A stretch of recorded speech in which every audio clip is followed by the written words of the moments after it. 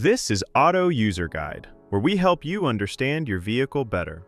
Today, we are covering all information related to major engine services for the Kia Cerato 2003 to 2008 models. Service intervals. Engine oil needs to be changed every 7,500 to 10,000, which comes out to around 12,000 to 16,000 kilometers. If you drive in tough conditions or put a lot of load on your engine, sticking to the lower end of that range is the better call. Engine coolant has a much longer life. The first replacement comes at around 200,000 miles. After that, it needs to be swapped out every 50,000 miles going forward. It keeps your engine temperature in check, so keeping it fresh is something you don't want to skip. Brake fluid should be replaced every 3 years, or somewhere between 30,000 and 45,000 miles, whichever one comes first. Over time, it absorbs moisture, and that slowly reduces how well your brakes respond. Engine oil. Engine oil capacity. Alright, so when it comes to engine oil capacity, the amount your car needs depends on the size of its engine. Not every engine drinks the same. If your car runs a 2.0-liter engine, the total oil capacity, including the filter, is 4.0 US quarts, which comes out to about 3.7 liters. That's your number every time you do an oil change. Recommended engine oil. Now let's talk about which engine oil you should be using. The recommendation is to go with a genuine engine oil, or any good quality commercial engine oil, if it matches the right type and viscosity for the temperature in your area. That last part matters more than people realize. The oil that works well in a cold climate isn't always the best choice for somewhere hot, so always check the viscosity chart and pick accordingly. On the topic of synthetic oil, you can use it. Synthetic motor oil is perfectly fine as long as two things check out. It carries the API certification seal, and it matches the viscosity grade your engine calls for. If both boxes are ticked, you're good to go. Change engine oil and oil filter. Before anything else, change your oil and filter based on the maintenance message that shows up on your driver information display. That message is your reminder. Don't ignore it. Here's how the full process goes. Step 1. Start the engine and let it run until it reaches its normal operating temperature. Once it's warmed up, turn it off. Warm oil drains out much more easily than cold oil. Step 2. Open the hood and take off the engine oil fill cap. This helps the oil drain smoothly by allowing air in. Step 3. Get under the car and locate the undercover. Remove the Phillips head screws and slotted head screws by turning them 90 degrees counterclockwise. Then pull the undercover off. Step 4. Find the drain bolt at the bottom of the engine. Remove it along with the washer and let the old oil drain completely into a container placed underneath. Step 5. Remove the oil filter and let any remaining oil inside it drain out as well. Set it aside for proper disposal. Step 6. Before putting on a new filter, check that the old filter gasket didn't stick to the engine's contact surface. This is a small but important check. A leftover gasket can cause an oil leak. Step 7. Clean the contact surface on the engine block, wiping away any dirt or dust. Then install a fresh oil filter. Step 8. Put a new washer on the drain bolt and reinstall it back into the engine. Step 9. Pour in the recommended engine oil. Make sure you're using the right type and the correct amount for your engine size. Step 10. Put the oil fill cap back on securely and start the engine. Step 11. Let the engine run for a few minutes, then get underneath and check around the drain bolt and oil filter for any leaks. If you see drips, shut the engine off and address it before going further. Step 12. Turn the engine off and wait for about 3 minutes. This gives the oil time to settle. Then pull out the dipstick and check that the oil level is right where it should be. After you've changed the engine oil, there's one more thing you need to do: reset the oil life gauge. If you skip this step, The car won't know the oil has been changed and will keep showing you an inaccurate reading. Here's how to do it on your car. First, make sure the ignition is on. You don't need to start the engine, just press the start button without pressing the brake pedal so the system powers up. Next, go to your driver information display and navigate to the vehicle information menu.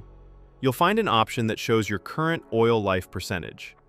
Once you're on that screen, press and hold the selection button, usually the one on your steering wheel, for about 10 seconds. The oil life indicator will start to blink, which means it's ready to be reset. While it's blinking, press and hold the button again. The display will reset back to 100%, confirming that the system now recognizes the fresh oil.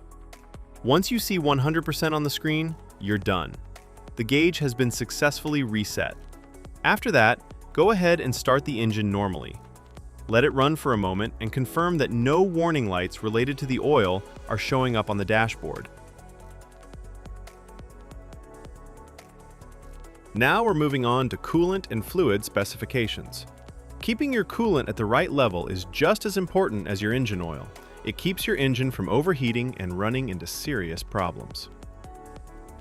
Engine coolant, radiator. Before you touch anything, make sure both the engine and the radiator are completely cool.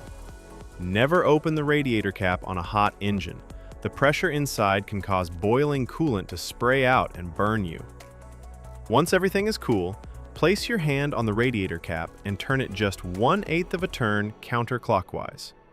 This releases any built-up pressure inside the cooling system. Give it a moment to settle. Now push the cap down and continue turning it counterclockwise to fully remove it. Look inside and check the coolant level. It should be right up to the base of the filler neck. If it's sitting lower than that, go ahead and top it up with the correct coolant. Once the level is good, place the radiator cap back on and tighten it fully.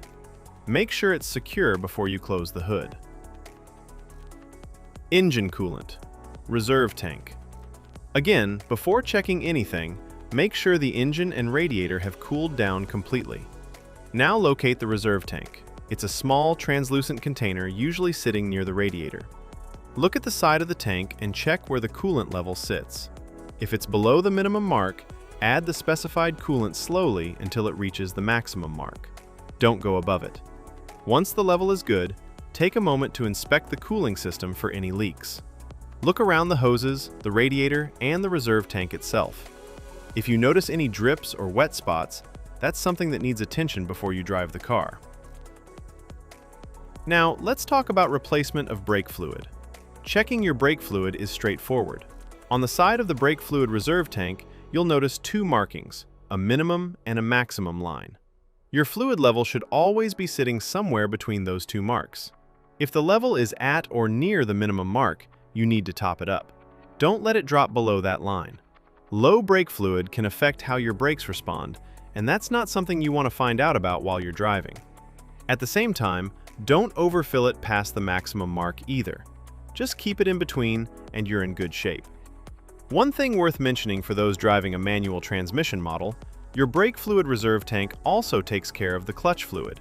It's the same tank serving both systems.